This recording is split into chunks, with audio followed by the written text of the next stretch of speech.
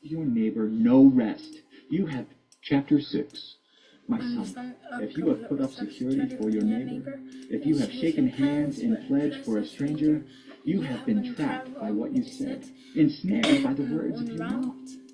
So do this, my son, to free yourself. Since you have fallen into your neighbor's hands, go to the point of exhaustion and give your neighbor no rest. Allow no sleep to your eyes, no slumber to your eyelids. Free yourself like a gazelle from the hand of the hunter, like a bird from the snare of the fowler. Go to the ant, you sluggard, consider its ways and be wise. It has no commander, no overseer or ruler, yet it stores its provisions in summer and gathers its food at harvest. How long will you lie there, you sluggard? When will you get up from your sleep? A little sleep, a little slumber, a little folding of the hands to rest, and poverty will come on you like a thief, and scarcity like an armed man. A troublemaker and a villain, who goes about with a corrupt mouth, who winks maliciously with his eye, signals with his feet, and motions with his fingers, who plots evil with deceit in his heart, he always stirs up conflict. Therefore disaster will overtake him in an instant. He will suddenly be destroyed without remedy. There are 6 things the Lord hates, 7 that are detestable to him: haughty eyes, a lying tongue, hands that shed innocent blood, a heart that devises wicked schemes, feet that are quick to rush into evil, a false witness who pours out lies, and a person who stirs up conflict in the community. My son, keep your father's command and do not forsake your mother's teaching. Bind them always on your heart. Fasten them around your neck. When you walk, they will guide you. When you sleep, they will watch over you. When you awake, they will speak to you. For this command is a lamp, this teaching is a light, and correction and instruction are the way to life, keeping you from your neighbor's wife, from the smooth talk of a wayward woman. Do not lust in your heart after her beauty, or let her captivate you with her eyes. For a prostitute can be had for a loaf of bread, but another man's wife preys on your very life. Can a man scoop fire into his lap without his clothes being burned? Can a man walk on hot coals without his feet being scorched?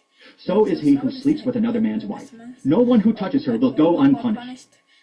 People do not despise a thief if he steals to satisfy his hunger when he is starving. Yet if he is caught, he must pay 7-fold, though it cost him all the wealth of his house. But a man who commits adultery has no sense. Whoever does so destroys himself. Blows and disgrace are his lot, and his shame will never be wiped away. For jealousy arouses a husband's fury, and he will show no mercy when he takes revenge. He will not accept any compensation. He will refuse a bribe, however great. Chapter 7. My son, keep my words, and store up my commands within you. Keep my commands, and you will live.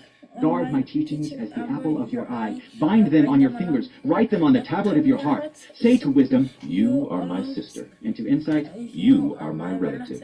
They will keep you from the adulterous woman, from the wayward woman with her seductive words. At the window of my house, I looked down through the lattice. I saw among the simple, I noticed among the young men, a youth who had no sense. He was going down the street near her corner, walking along in the direction of her house at twilight, as the day was fading, as the dark of night set in. Then out came a woman to meet him, dressed like a prostitute and with crafty intent. She is unruly and defiant. Her feet never stay at home. Now in the street, now in the squares, at every corner, she lurks. She took hold of him and kissed him, and with a brazen face she said, Today I fulfilled my vows, and I have food for my fellowship offering at home. So I came out to meet you. I looked for you, and have found you. I have covered my bed with colored linens from Egypt. I have perfumed my bed with myrrh, aloes, and cinnamon. Come, let's drink deeply of love till morning. Let's enjoy ourselves with love.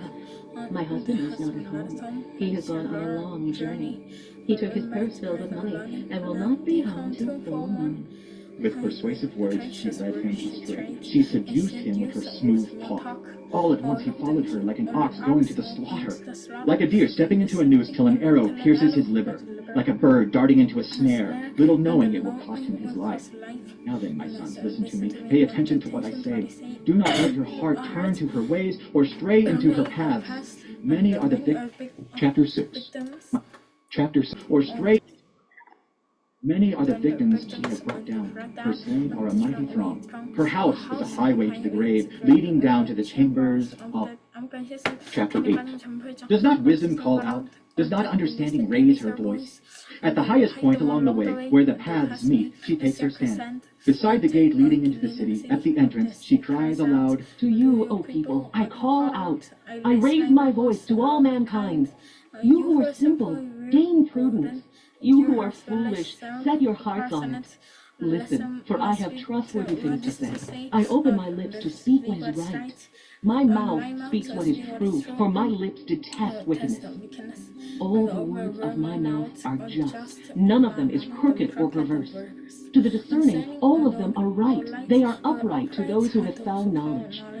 Choose my instruction instead of silver, knowledge rather than choice gold, for wisdom is more precious than rubies, and nothing you desire can compare with her. I, wisdom, dwell together with prudence. I possess knowledge and discretion. To fear the Lord is to hate evil. I hate pride and arrogance, evil behavior and perverse speech. Counsel and sound judgment are mine. I have insight. I have power. By me kings reign, and rulers issue decrees that are just.